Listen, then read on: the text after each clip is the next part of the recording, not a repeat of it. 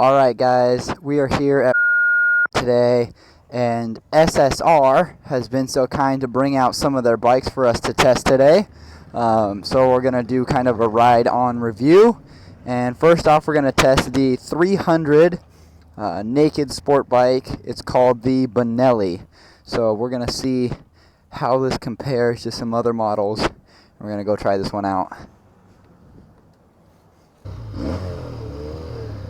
Right off the bat, it's a good sounding motor, good looking bike.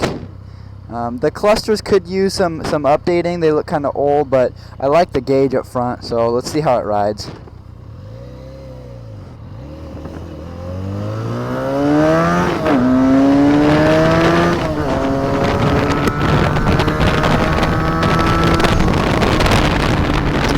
This 300 is fuel injected. So it has a pretty snappy throttle response. I can tell right off the bat that the brakes aren't that great. They're pretty squishy. Alright, let's see what this can do.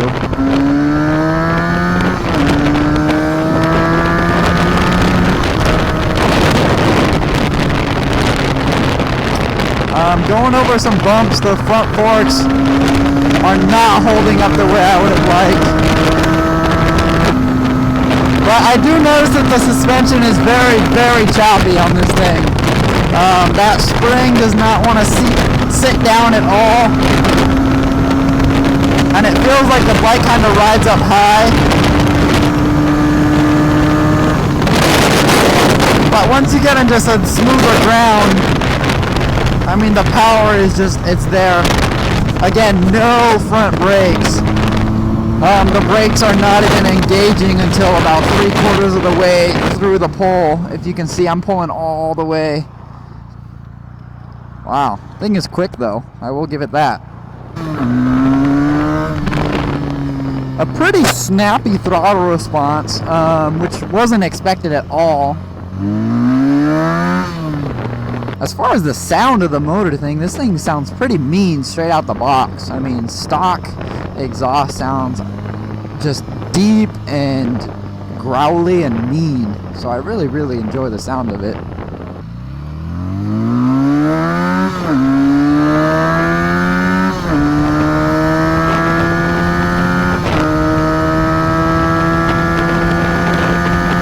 Well guys, that is the 300 Benelli.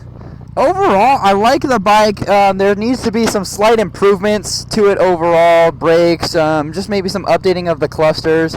But overall, this is a pretty cool bike and a good bang for your buck. Overall, just a pretty cool little bike for the budget. Alright, up next we have the Buccaneer Cafe 250. Overall, I think this is the sweetest looking bike that they have out here today. This thing overall is just really, really cool, cafe racer style. I even like the seat and the little cowl they got going on here. So let's take this thing out and see how well it does on the street. First impressions are that I like the paint job. The gauge is okay, but I do like that it's covered by this little fender here.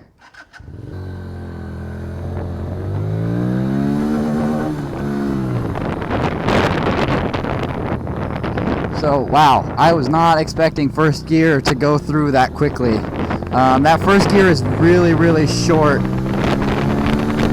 Yeah, considering how much second gear pulls, that first gear is just way too short. Wow, very, very smooth on the throttle. You know, believe it or not, I feel like the suspension's actually better on this bike than the Benelli. A pretty good throttle response, not as quick and snappy as the Benelli.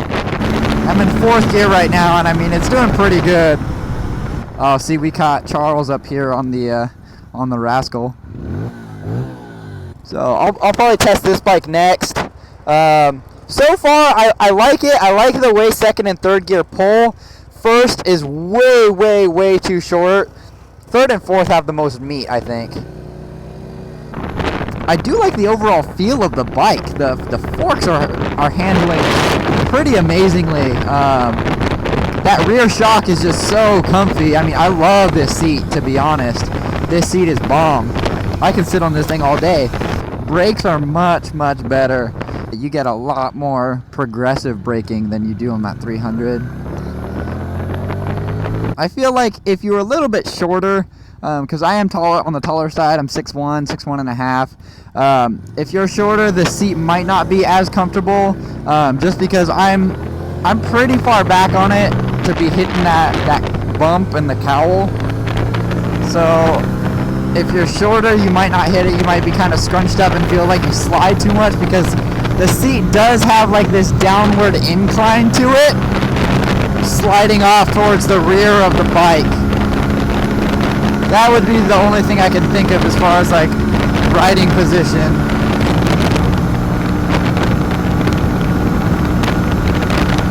So overall, I think I enjoy this bike. I like the overall design of it. The motor sounds I think like a cafe racer should. Old school feel to it, which is pretty neat. I do think first gear is unbelievably short. Overall, a very, very, very cool bike.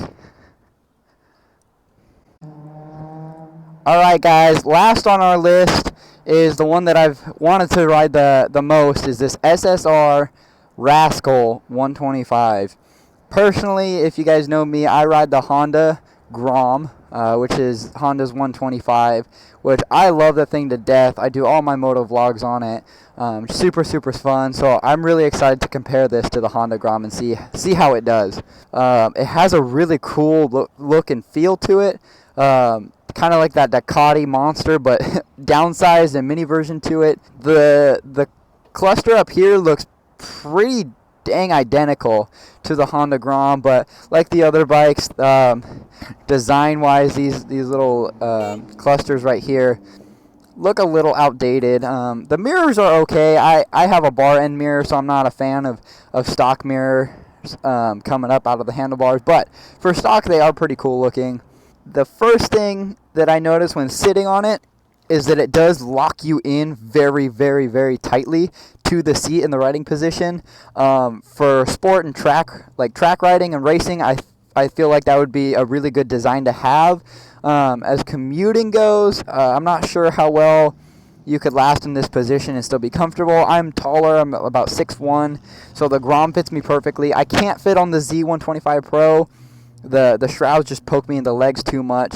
They said that the pegs are lower than the Honda Grom, but still, like, I feel like I would need to have them lowered even more to really get a super comfortable position in this. But even if you have like aftermarket rear sets that moved the pegs backwards so you get a little sportier feel, it would give you that position that I'm really looking forward to. It has this cowl in the back seat, so I'm not sure how it'll do, going into a full tuck to get that top speed, but we'll see how it does. And if you guys haven't noticed, this is a choke because this bike is carbureted. So unlike the Grom, which is fuel injected, this bike is carbureted. So we'll see how that fares against the Honda Grom. Right off the bat, I noticed a smooth throttle, not incredibly snappy, as you would imagine it's carbureted. But let's see, leaning back, see if we can. Yeah, there's not nearly as much low-end torque on this bike as there is the Honda Grom. But let's see how it does on the top end. Oh my gosh, those brakes are amazing. Wow. I am really, really impressed on those brakes. That front brake is just super, super reactive.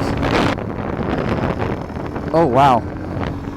Noticing that the pegs that they told me were lower than the Honda Grom, I'm already scraping, and I didn't even take that turn very hard.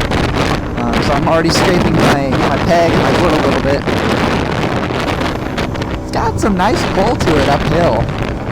The Rascal does pretty well in the top end, where the Grom does really, really well in the low and mid. So I'm going to give it a full tuck and really see what we can do here. Right off the bat, I noticed that I'm sitting on that rear seat cowl, and it is not comfortable at all.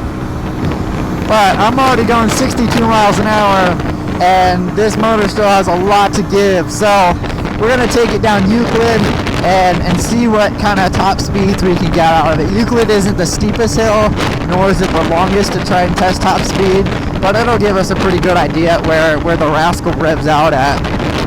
So I already know getting up this hill is going to be tricky. I'm more excited to see what it can do downhill.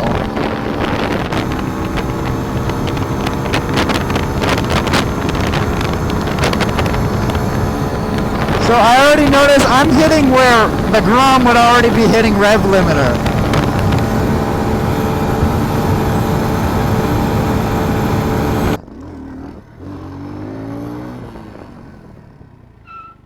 So overall, I really enjoy this bike. I think there's some minor changes that need to be made, you know, to make it super comfortable for a taller rider. I do think the overall look and design of it is pretty well. For a price point of $19.99, it's actually pretty incredible what this little bike can do. So if you guys have any questions, comments about any of these bikes, feel free to let me know. Let us know what you think about the SSRs, and we'll see you guys in the next one. Peace.